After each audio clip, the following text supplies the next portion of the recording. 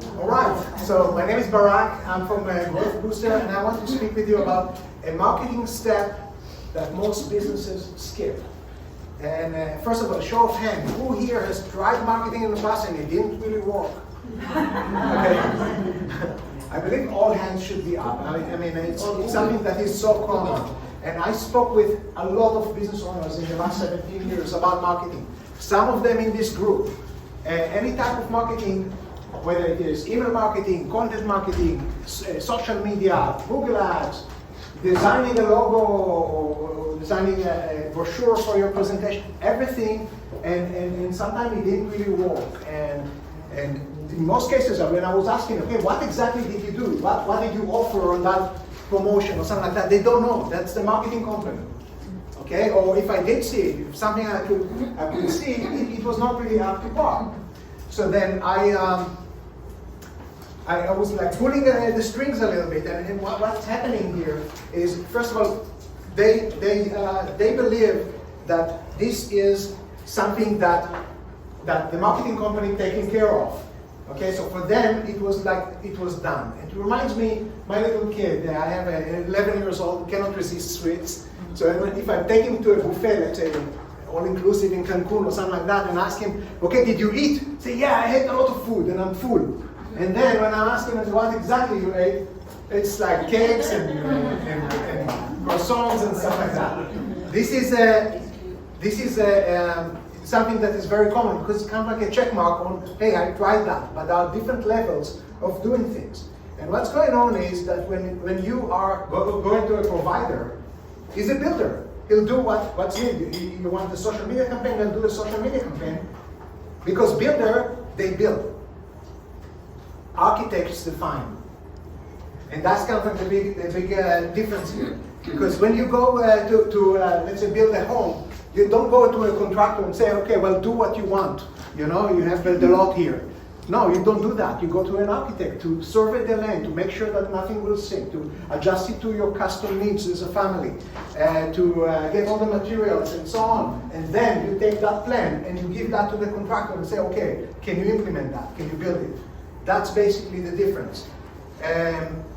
Now, big businesses will not spend even $1 if they don't have a marketing brief. That's the first thing they do. That's the blueprint or the stuff the architect is doing. Now, medium and small companies a lot of times skip it, but they cannot afford to because the budget are tighter. They cannot have the margins of error that big companies have. So, and especially in 2026, because a lot of things that you can get away with in the past, you won't be now with AI going on. Okay, so a lot of things are changing. Now, when I say a marketing brief,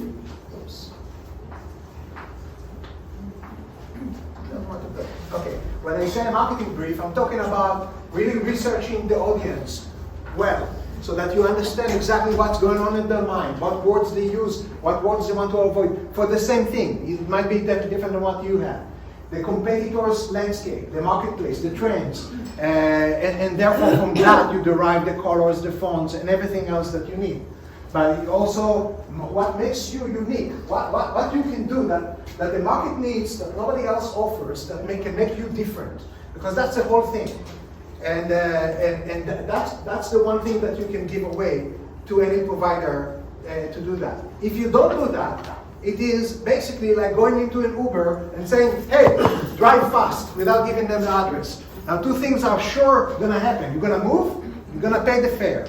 What's not going to happen, for sure, is that you're going to arrive where you want to be. So that's basically what it is.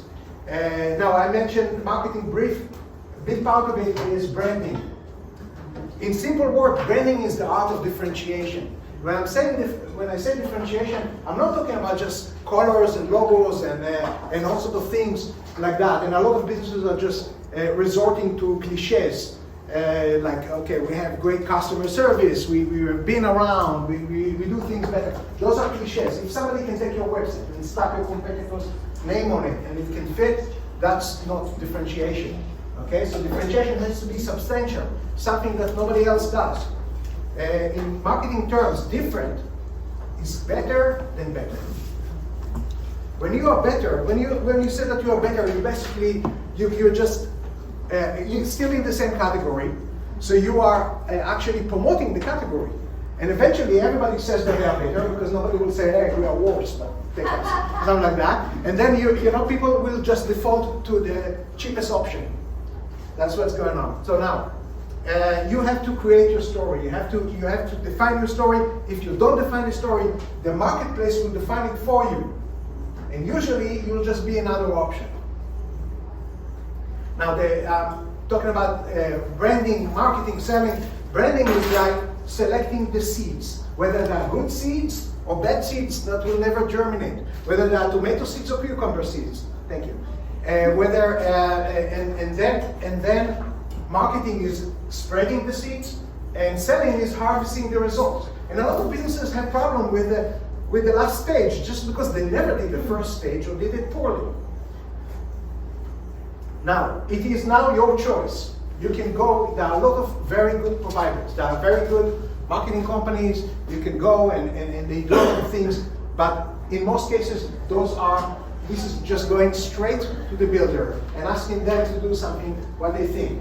Or, option B, you can go to an architect and have them design a blueprint that fits your marketplace and then give that to the builder. That guy looks familiar. Oh, a bit short. But anyway, you can go A or B, left or right, wrong or right, whatever you want, okay? Now, just because you are my ambassadors and you're gonna spread the word about me and you need the other person to trust me, I've been doing marketing for 17 years. Before that, 8 years of business consulting, so 25 in total. I've been chosen as a top marketing strategist by International Association of Top Professionals as an honored member. They actually also paid for putting my picture on the NASDAQ billboard in Wall Street. I didn't pay for that. It's not something you can pay into. I'm also an honored listee of the Marquis Who's Who in America and best-selling author association member. Here are some people that are with me in IOTP. I'm going clockwise. Janine Pirro. This is Bobby Valentine, baseball player and manager. Miss Universe, Michelle McLean. Mark Rivera, Billy Joel, saxophone player. This architect there, he designed Pablo Picasso's home. Then we have Gary Bailey, the goalie of Manchester United. This is Miss Hawaii and great philanthropist. I sat with gold Olympic medalists and judges and astronauts and Apollo. This is like a great group to be in. So anyway, I will be happy to help you, all the people that you want to refer me to. Do you have any questions? Okay. Yeah. I have a question, and maybe this is better for a one-to-one. Yeah. But with my business, there are two sides. There's custom care insurance solutions, which focuses more on Medicare, right? That's what I started with, and then I branched out and I started doing group health benefits. That is a different company name. It's called Happy Care Benefits Company. Is there a way that I can market both of the businesses in a way that is cohesive, but also makes sense? I have to see exactly the audience, Yeah. because if it's different audiences, Different audiences. Exactly. So then you do that differently. I have 1 minute, so I'll try to answer. So basically, it starts with defining really the audience, and usually everyone has several audiences, and each one you'll have to speak. Even in one business, you'll have to speak differently to different people. Mm-hmm. So I would separate it because people will tune in to what is in their frequency. If you go a little bit too general, and that's one of my problems speaking to all of you, because each one of you has a different business. But when you go too general, then people, Get lost. Yeah, it's like a tuning fork. It won't work. Okay.